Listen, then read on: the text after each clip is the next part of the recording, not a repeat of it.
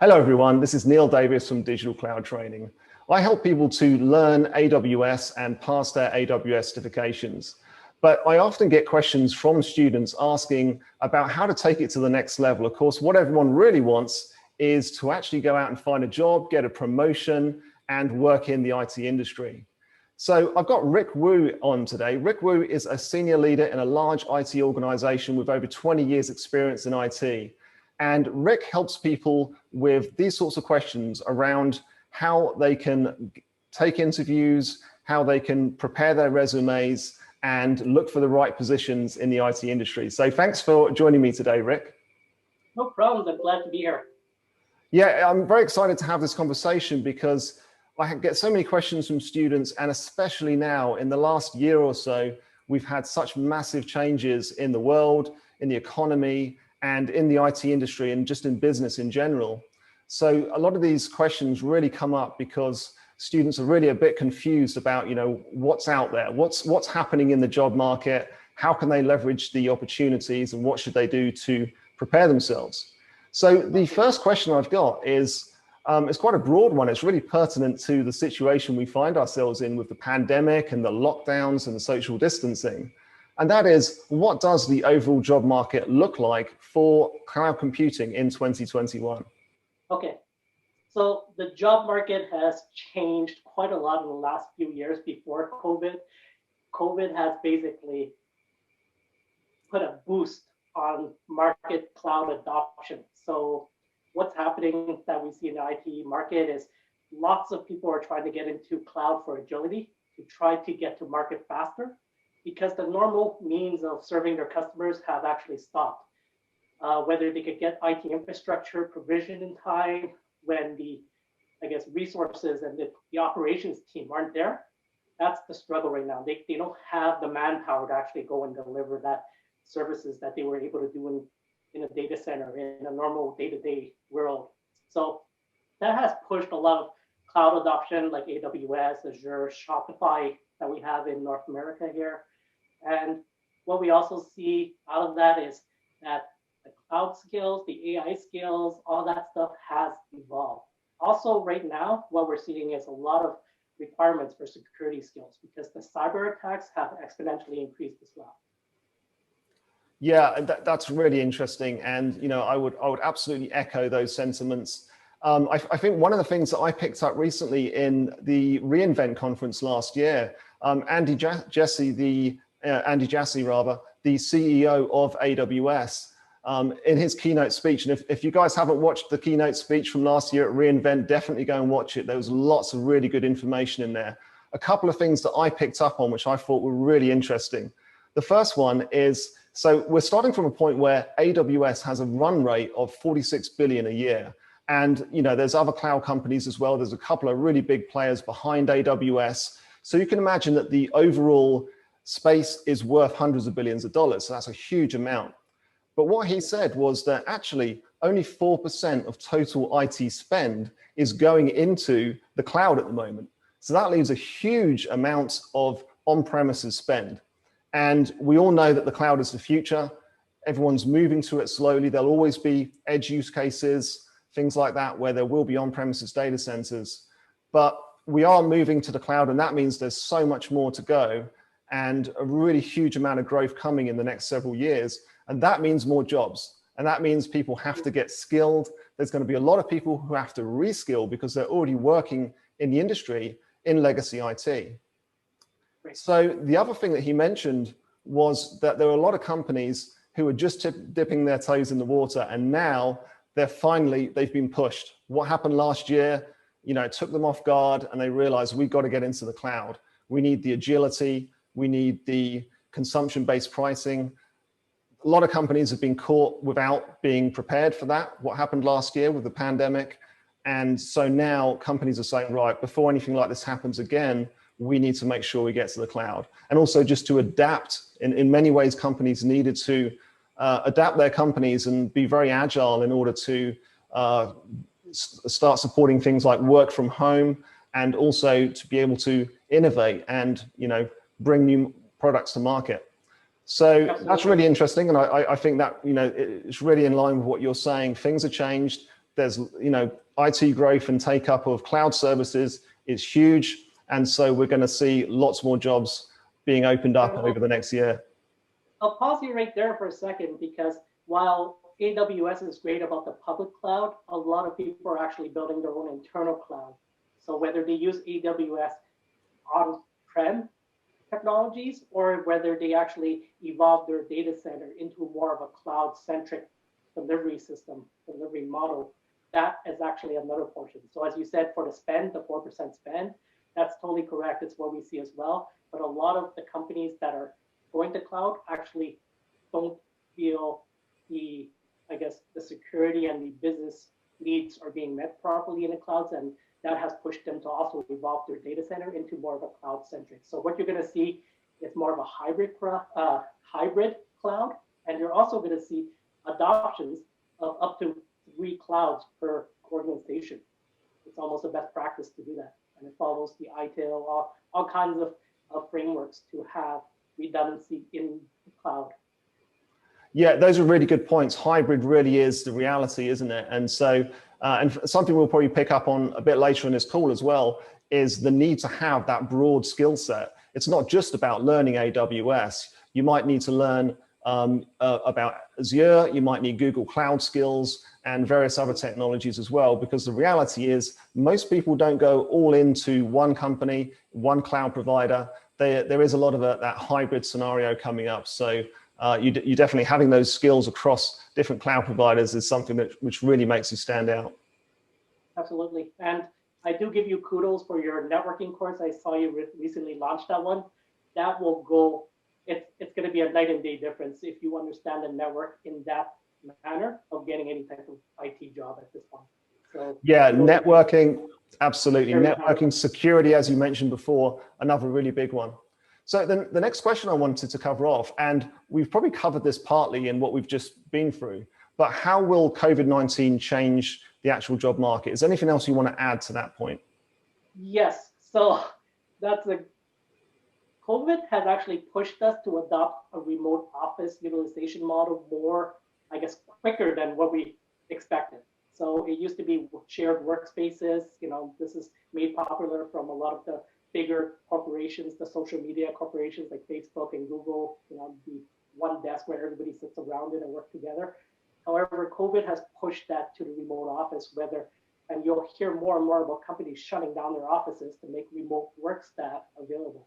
So what's good about that and bad about that, we'll say, is now it's called a globalization of the workforce. And what that means is you're not just competing against the guy down the street or for a Toronto or Australia-based job. You're competing against the world, against one of those jobs. In fact, what we've seen is applications back then, more than 80% are coming from somewhere out of the city now, which is a big change in how we used to hire. So this getting used to Zoom meetings, getting used to all this stuff has really pushed us to the point that we can actually remotely manage and operate our systems. Yeah, that's all very true. And I suppose in a way, it's funny because many of us love working from home. It's a fantastic capability to be able to do that. At the same time, there's a little bit of careful what you wish for, because if you can do it from down the road somewhere near a city in a suburb, then someone can do it from another part of the world and potentially undercut you on price. So that globalization of the workforce can also have those kind of challenges as well. So one of the other questions that comes up all the time from my students is they've got their certification and then they're saying, okay, now what? Lots of people, they get certified, they're absolutely keen to get out there and get a job. What do they do next? Okay, so it all comes down to, I guess, a structured approach. And I'm a very methods-oriented person, methodological person that goes ahead and creates steps and structure around day-to-day processes. It's what I've done in my whole life. I've actually blogged about this. The first thing you want to do is create a resume. Go look at the jobs you want to get into. And again, it's going to be wide. You're not sure yet. You don't understand the job. So this is a good chance where you start reading the resumes. You see the expectations they want from you, and you see the requirements. So start printing out 4 or 5 of these resumes that are jobs that you really want to do. And then you go compare your resume to what skills you're missing and you fill those gaps. So you don't have to fill 100%, but a good solid foundation to get those jobs would require you to meet those skill sets. So I think that's probably the best approach. And again, I could probably talk about this for hours, but yeah, that's probably the simplest way I could put it at this point.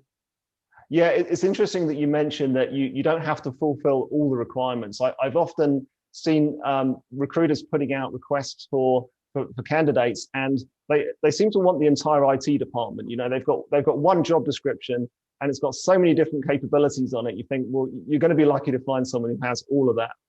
And I've often found that sort of not to let that put me off too much, because I think often there's a core of skills that you really need for that role. And then they've thrown in a whole load of love. You know, we'd love to have it if you had all these other skills as well, but you don't necessarily need them to get the job. Yes, and I sort of go through this again. So there's a very unique way of reading a resume, and like you said, there are hard skills, and then there's nice to haves. The nice to haves, again, you could probably filter that out into another bucket and say maybe I'll throw in one or two and get educated on that. But the main meat is already described. You can actually just see it right there. Of it would be great if you had this. It's just bonus points. So as long as you pass the exam, we'll say, the bonus points will just help you. Absolutely. Yeah, that's true. So the next one is, do you have any tips on how to actually prepare your CV or your resume? And you know, what else should you put on there outside of AWS certifications? What other kind of skills or capabilities or interests might somebody put on their CV? Yes, so I'm a big believer of soft skills, and I've actually had a conversation with someone on the blog about soft skills are something you show in a resume. Not show on a resume, but show in the interview. And I totally agree. However, there's also a way to put your soft skills so it's recognized in your resume. And I know I've seen a few of the resumes that came by me from part of the AWS team that you have in your Facebook channel. And a lot of them are actually very basic. It looks like they just got off school, and you could tell right away by how they structured it. So again, a very good process. Create a good structure, and I've talked about this in my blog. I'll do a video about it as well. Is basically create a good structure. Go collect a bunch of resumes, and there's a very easy way. Go to Google, type in the role that you want, get 5 or 6 resumes or whatever. Find a very good structure from those and copy them into yours. Don't copy their resume exactly. Make it your own. Feel good about it. And the funny thing is, resumes for IT people have become almost like web design. So if you are familiar with web design, if you follow their formatting and how many fonts you should use and stuff like that, it'll actually help you in certain cases as well. So yeah, follow a good process. Again, I could give you a link that you could share here for people to actually look through that. And I'll go through the big gotchas. There's probably 6 or 7 big gotchas that I see all the time that get resumes thrown out. As I'm a hiring manager as well. So when I see resumes and I get a stack of 100, what's the quickest way for me to go through and find a candidate? Because interviewing is not 100% of my job. I have positions open once in a while, and I hire. And I have my day job, and I have to go through 100 interviews and get someone really good. So think about that when you're putting your resume. How do I make my skills show up really clear that I, as a hiring manager, going through 100 resumes, can quickly go through yours and keep you in the in pile and not the garbage? Yeah, really great points, and I'll definitely put links to your blog articles with the video. Another thing that I've often found, because I know that this is so often the case, where recruiters are getting a huge, or hiring managers are getting just this huge pile of paperwork, all these resumes that they have to look through. Do you then recommend making contact? I personally have found, especially in Australia here, most companies use recruiters. So you most of the time I've been hired, it's been through a recruiter rather than directly with a company. And I find that recruiters, they obviously only have so much time and thousands of resumes to look through. So I've really found it's really useful to actually just call them up and have a chat to them. Sounds super simple, but maybe my skills on paper don't quite match up to the next guy. But when they have a conversation with me and realize I can actually talk to them, communicate well with them, that maybe puts them in the mindset of thinking, yeah, this guy might actually handle an interview well. Yes. So interviews are a whole different beast, especially through web meetings. So for example, between you and me, if we did a mock interview right now, how do we get comfortable enough that without that physical handshake, that's not going to be there anymore? How do we build that relationship? So there's a lot of psychology and mentality that goes into doing a proper interview now, especially on a Zoom meeting. And it all starts with a bunch of tricks, which we could talk through as well. Yeah, that would be great. So the next question is, any tips on how to make a social media profile stand out? And I suppose mainly we're talking about LinkedIn here. Yes. So if you're going in for an IT job at this point, having a LinkedIn is almost mandatory. There's no reason why you shouldn't. And the funny thing is, having a LinkedIn profile should be the same structure and format as you do your resume. So I know most people that have it is a simplified version of the resume that they put in there. I probably give you two more tips of a LinkedIn profile is watch out who you pay favors to.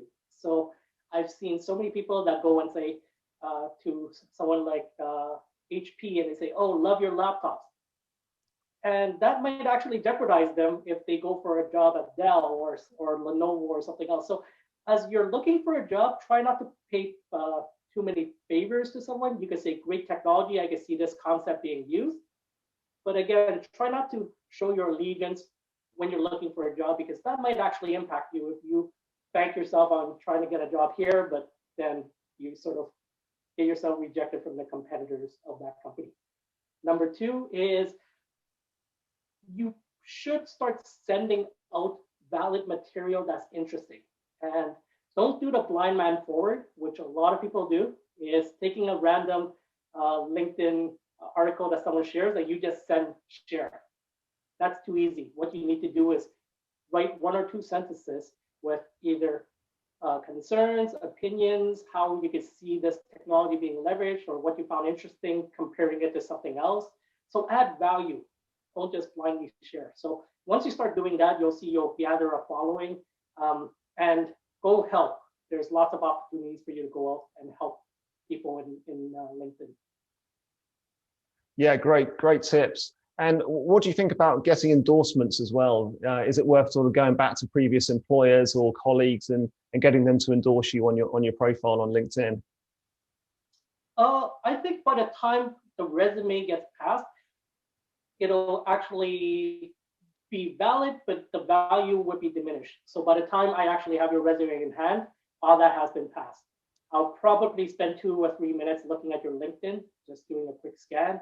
And psychologically, it might be good to have 1 or 2 there. But again, if it's going to be your cousin or your brother that gave you the thumbs up, there's a lot of risk with that too. It might actually jeopardize you. Great tips.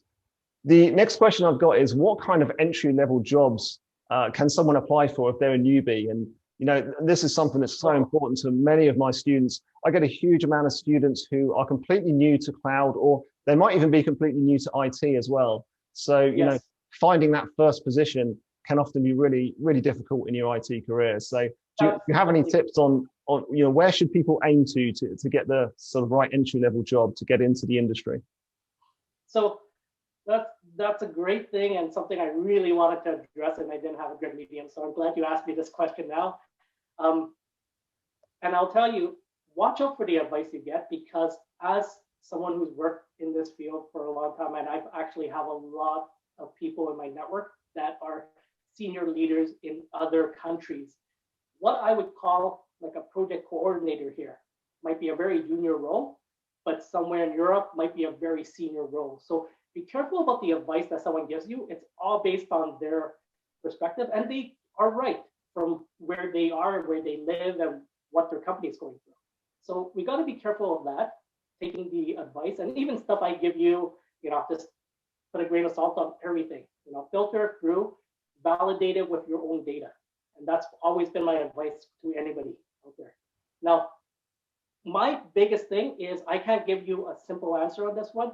You do have to go to your Indeed.com or Monster.com or whatever job hunting site you have and look through those. You'll see based on salary differences which ones are junior level, and do the same thing that I suggested before, comparing your skills, figuring out your gaps. And then The other question I have is, how do I get job experience?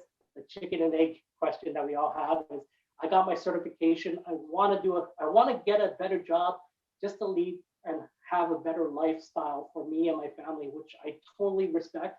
And that's a great thing. I'm so happy that people are doing this, but they struggle in actually getting job experience. So there are lots of tricks around doing that as well.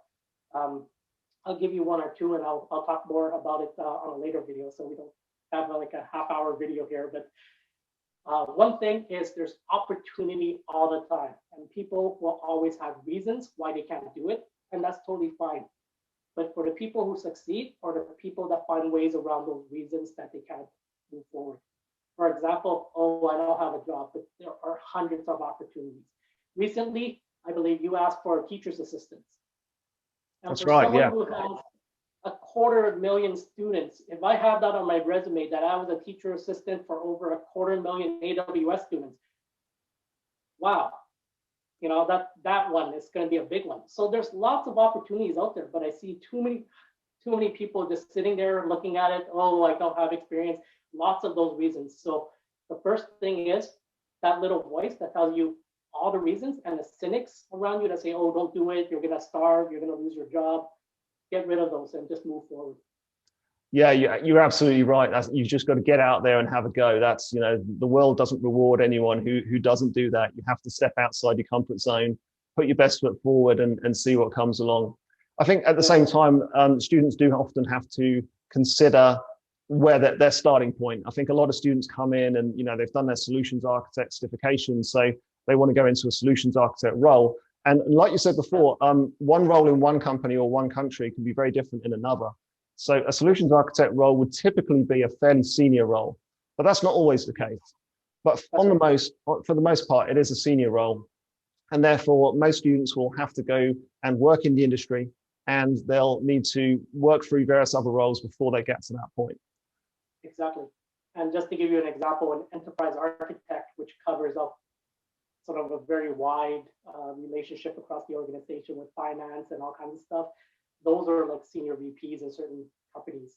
So just to give you perspective, you know, the solutions architect role means you're very educated, you know how to do lots of things, and you know interactions of a lot of systems. So that's right. Depending again on country.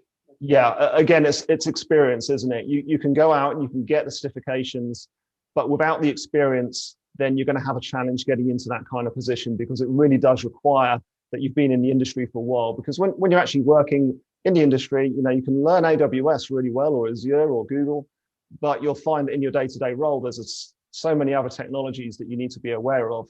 And only really through experience do you pick all those up, and also the processes and the way that businesses work. Exactly. So, and don't get hung up on titles. True, absolutely. At the end of the day, because those vary based on city by city, company by company. So, you know, somebody might be right. You could actually get a solutions architect role in this company, but for someone else, that's like a senior director role. And you're like, whoa, I'm in the wrong spot here. That's true. This is a topic we could probably talk about for hours. So yeah, we'll definitely save some of that for a future video. I think I'd like to finish off now with just one last question, and that's, how does someone best prepare for a job interview? What can they do to get themselves ready for that terrifying interview experience? Okay, so I also know that a lot of your students have a confidence problem about going for the first interview. I put myself in their shoes and I would be terrified. I wish I had someone like you or me telling them all this stuff before I actually went into my first job. So, you know, thanks to the internet, that we can actually put ourselves out there and people can actually listen and take whatever advice they feel is relevant to them. So that's great. First thing is, get rid of the imposter syndrome. So there's that fear of going in and not knowing, and that shows the second you start off that interview. Just have confidence, and there's lots of tricks. Even when I'm doing videos like now, I tend to stand, and there's many ways to actually feel more confident and get your confidence out. So number one is that. Number two is practice active listening. And even with a lot of senior people that didn't get a job in my organization, is the ability to properly listen. And you could tell there's probably a simple trick you could teach yourself just to be more self-aware is how long before someone finishes talking before you start talking. If you start talking when the guy's still talking, your listening skills are very bad. If you start answering within 1 second, it means you were already thinking of an answer and stopped listening halfway. So give it about 1 or 2 seconds, and then you answer, and it shows your active listening skills. You're actually paying attention. Okay, and self-awareness is probably my big number 3, is to be self-aware of where your gaps are, where your limits are, and be humble. I've also seen a lot of people come in saying, oh, I can ace this job. And I didn't even explain the job yet. So be humble, understand, have an open mind to learn, have an open mind to ask questions. For the actual interview, my suggestions are there's going to be generic questions and there's going to be special questions. The special questions like, oh, why is a manhole cover round? You know, the famous Google question that everybody knows at this point. Google the answer if you don't know what that one, but those are the hard questions. You can't really train for those. You could create a process to answer those ones. For the generic questions, there should be no excuse why you can't Google top 10 interview questions or stuff like that and rehearse answers or figure out answers that are true to yourself. I've actually seen someone going for a management role saying, I don't know how to answer these questions. I don't have the right skills to answer those. That actually means you don't qualify for that role because, you know, just to be self-aware and just to have that knowledge is probably a requirement for that job. So, yeah. Yeah, all great points. And you know what I've always tried to tell myself as well beforehand, and it's absolutely true, is that it's always a two-way thing. And it's very easy to get nervous before an interview, but you've got to remember you're interviewing the employer as well. If there's not a good fit for both parties, then it's never going to work out long term. So you've always got to go in there. I find that makes me feel a bit more relaxed, knowing that it's not just about them grilling me and trying to find out everything about me and seeing if I live up to their expectations. It's about me trying to find out, is this the job that I really want to take on? Right. And yes, I'll finish there with an interview is 2 ways. You know, a lot of people who are getting into the job might be, oh, I just want the job. I don't care what it is. And that's the wrong attitude. Remember, you're going to hate it there if it doesn't click for you. It has to be a 2-way agreement. That's how you get ahead. That's how you do stuff you love, and you come home feeling more fulfilled and happy. So try to get a 2-way interview, understand what they actually do and the culture, and if that actually fits your personality. That's great. I think we've covered loads in this video. I'd love to keep on talking, but I think we'll save some of it for a future video. So thanks so much for jumping on today, Rick, and talking through all these questions with me. Awesome. It's great to meet you again. I really do appreciate how you're trying to help your students by doing stuff like this. It's actually part of who I am as well. And yeah, just kudos for you for just helping everyone. Great. Thanks very much. Talk next time. Thanks. Stay safe.